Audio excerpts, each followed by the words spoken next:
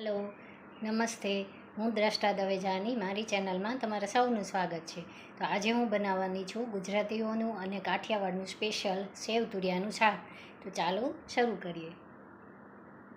તો અહીંયા સેવ તુરિયાના શાક માટે મેં તુરિયા સમારીને લઈ લીધા છે. ત્યારબાદ લસણની કતરણ લીધી છે. ત્યારબાદ થોડું વાટીને લસણ લીધું છે. સેવ લીધી છે, કોથમીર લીધી છે, બાકી જે રેગ્યુલર મસાલા હોય એ લીધા છે. અને આ બાજુ મીઠું છે, તેલ છે અને પાણી છે. તો શાક બનાવવા માટે મેં કડાઈમાં તેલ લઈ લીધું છે. તેલ જ્યારે આપણું ગરમ થાય પછી આપણે એમાં 1 ચમચી જીરું નાખી દઈશું.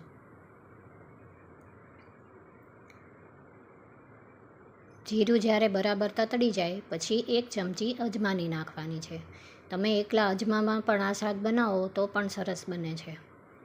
ત્યારબાદ તેમાં આપણે જે લસણની કતરણ કરી છે એ નાખી દેવાની છે.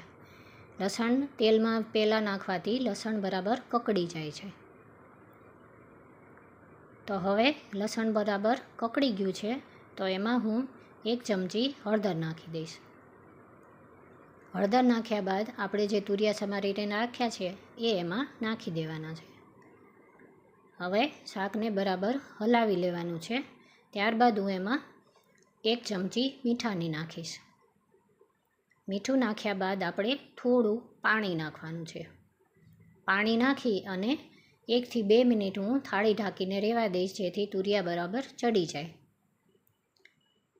હવે તુરિયા બરાબર ચડી ગયા છે તો હવે હું એમાં જે મેં લસણ વાટીને રાખ્યું છે એ પહેલાં નાખી દઈશ. લસણ પહેલાં નાખવાથી લસણનો જે ફ્લેવર છે એ તુરિયામાં સરસ રીતે આવી જાય છે. ત્યારબાદ હું ધાણા જીરું પાવડર નાખીશ. ધાણા જીરું થોડું વધારે નાખવાનું છે. ત્યારબાદ તેમાં હું પાણી ઉમેરીશ. આ શાક થોડું ગ્રેવીવાળું જ હોય છે. ત્યારબાદ તેમાં મરચું પાવડર નાખીશ. મરચું નાખી અને થોડી હળદર નાખી દઈશ. અને પછી બરાબર આપણે શાકને મિક્સ કરી લેવાનું છે. મિક્સ કર્યા બાદ હું એમાં 1 ચમચી ખાંડની નાખી દઈશ જેથી બધા મસાલા બેલેન્સ થઈ જાય. હવે આપણે ગ્રેવીને ઉકળવા દેવાની છે. તો અહીંયા ગ્રેવી ઉકળી ગઈ છે તો હવે આપણે સેવ છે એમાં નાખી દેવાની છે. આ ચટપટી સેવ છે. તમે સાદી સેવ પણ લેવી હોય તો લઈ શકો છો. આ મેં ચટપટી લીધી છે તો બીજી કોઈ ખટાશની જરૂર નથી, પણ તમે સાદી લો તો ઉપરથી લીંબુ નાખો તો સરસ લાગે છે. ત્યારબાદ હું એમાં કોથમીર નાખી દઈશ. કોથમીર નાખી અને શાકને બરાબર ઉકળવા દેવાનું છે. શાક એકદમ સરસ રીતે ઉકળી જાય, સેવ તુરિયામાં અને ગ્રેવીમાં બરાબર મિક્સ થઈ જાય પછી આપણું શાક એકદમ રેડી છે.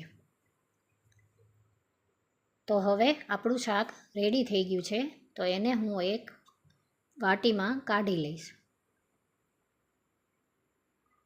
તો આ શાક મેં થોડું ગ્રેવીવાળું રાખ્યું છે. તમારે ઓછું પાણી નાખીને કરવું હોય તો એમ પણ કરી શકો છો, પણ અમને આવું ભાવે છે.